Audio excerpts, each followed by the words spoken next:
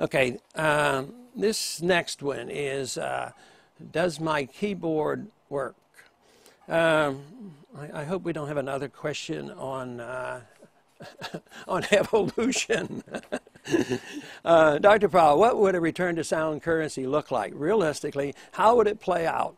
Would people exchange their dollars for a new gold, silver backed currency? As much as I agree with you, donated for the original money bomb, sticker on my car, wrote you in the election, the defeatist in me thinks this is impossible and the entire system is eternally ruined. I can understand your frustration. Thank you, and sorry for the pessimism. Well, it depends on the circumstances, on what it would look like. It depends on the breakdown of the dollar system, which will come. It depends on the prevailing attitude of the people, how we respond. It depends on the respect we have for our Constitution, understanding of Austrian economics. But I tell you, one example that you can look at to really try to understand this is to go back and look at the Resumption Act of 1875 after the Civil War period. Lincoln suspended the gold standard. He printed greenbacks. The gold price then went way up over $100 an ounce. It might have been up as high as $200 an ounce. And there was no convertibility. So with the Resumption Act, they said there would be a 3-year period. They would withdraw greenbacks. They would not expand spending. They would quit printing money, and they would balance the budget.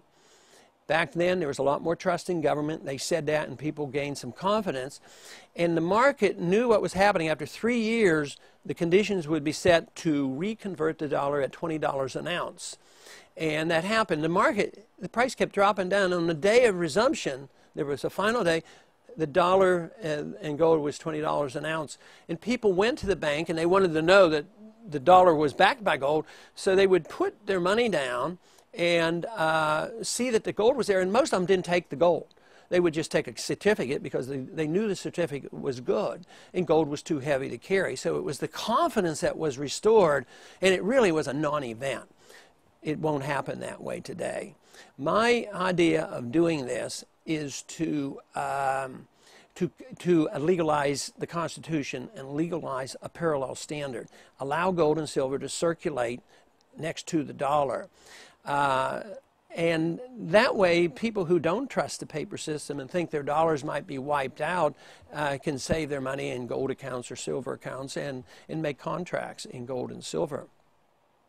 In a way, Mexico, that too often we look down on and think that they're a backward nation, but they've done a couple things recently. One is they've modernized their drug laws, which is going to be a tremendous help on our border and hopefully in Mexico, and cut down the crime rate because they're not going to arrest people for almost any drug, which is small amounts that they hold. I think it's wonderful. But they've also legalized a competing currency. Mexican citizens, the middle class, have been wiped out so often with runaway inflation that they now are allowed to put their money in the bank and say, I want it in silver. If the peso goes to zero again, like it's done quite a few times, people who have the silver are going to come out all right. And I think that's a wonderful thing that has happened. So there's no easy answer and say just do this and everything is going to be all right. Because under today's circumstances, our main problem is we spend too much, the deficit's exploding, the welfare state is exploding, the warfare state is continuing. Obama's not slowing up any of these things. He never pretended to slow up the welfare state. He indicated he'd like to come out of Iraq, which he isn't. He's expanding the war in Afghanistan. This is going to cause a lot more debt and a lot less enthusiasm to buy our debt, puts more pressure on the Federal Reserve to print this, so it's going to get a lot worse. So the sooner we come to the reality that there will be a new standard. If we don't win this, I know you're pessimistic about us winning this and it's difficult, but if we don't win this fight, they will come up with a new currency and it's going to be a world currency. It's going to be a special drawing rights under the IMF or something like that. And believe me, if you think you've lost a lot of your rights and privileges with the federal government and what they do to destroy your money in the Federal Reserve System, you can imagine what it'll be like when the UN has control of a world central bank. The Hive Queen. Dr. Paul, How do you reconcile the fact that you believe that the federal government has no place in gay marriage debate with your support of DOMA?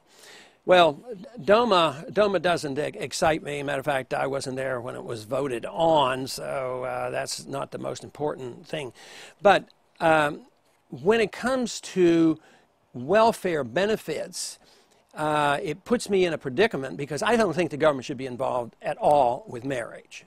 State governments are in it. That would be my preference. Only the individual. If two individuals want to call themselves married, fine and dandy. That's their business. Just so they don't have the right to impose their relationship on somebody else.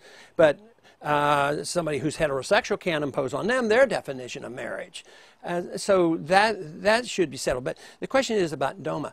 The predicament there is if all of us, this has to do with benefits. And this has to do with economics. I don't believe in any of that welfareism, but what if I vote on a bill that adds 50,000 or 100,000 new beneficiaries because they're called spouses? That becomes an economic issue. I wouldn't have voted for the benefits for the individual anyway, the single individual. So I'm not anxious to vote to expand the benefits. Now, the one way you could get around this to a degree is, say, Social Security benefits. I don't think we should have Social Security. I don't think that's a proper function, but I don't do anything to destroy it. Matter of fact, I've made some provision to try to save it, and that is isolate the funds, not allow the general revenues ever to rob the Social Security Trust Fund, and have a real account there. If you had a real account there, what happens today, if you have an account and you die, it just disappears. Your beneficiaries don't get it. So if you're an individual and you call yourself married, whether same-sex or opposite sex, you ought to say, well, there's ownership there, and I designate that my partner get that money. That would be one way around it. That would be in between. But the biggest predicament I personally would have would be to expand the welfare system by coming up with expanding a definition of marriage. And I don't even want to be in the business of definition of marriage, but the contract of designating a beneficiary, I think would be a pretty good solution to that.